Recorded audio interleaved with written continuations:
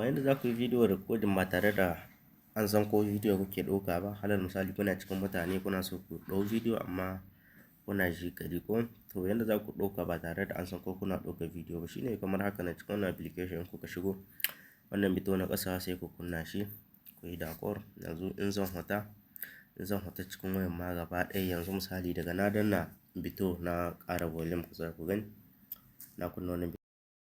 Yawa daga nan za ku ga yana nan yana ɗauka kamar hakan nan kun gani. Gashi nan ba tare da kun shiga wani wuri ba ko da wayan na cikin shema ne zai ci gaba da ɗauka kamar yanda kuke gani ɗinnan ba a tsaya zai ba sai yanzu gashi kun ga yanzu na tsaida shi. To ko da wayan naka yana cikin kile kenan haka ne zai yi.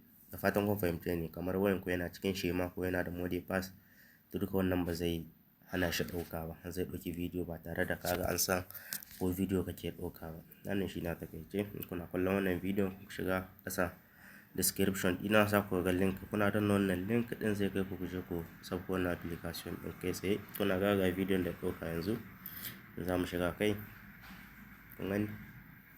To shine ko da wayanka tana cikin shema ko mode pass kawai za ta ci gaba da recording ba tare da an san ko kana nan kana recording ba. Wannan shi ne a takaice kana so kuma kana aika in baka so ka yi amfani da wannan bito ɗin za ka iya kashe wannan ɗin ka gani sai ku taɓa wannan kun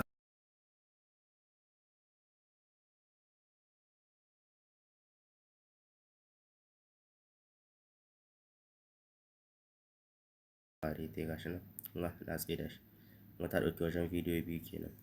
To nan kuma wajen sauya kamera nan ko ka taɓa kun ce hakan nan kun ga kameran kun ce ya ɗau gaba kenan in yana nan baya in yana nan kuma kameran gaba ke aiki da fatan kun fahimta wannan shi na takaice.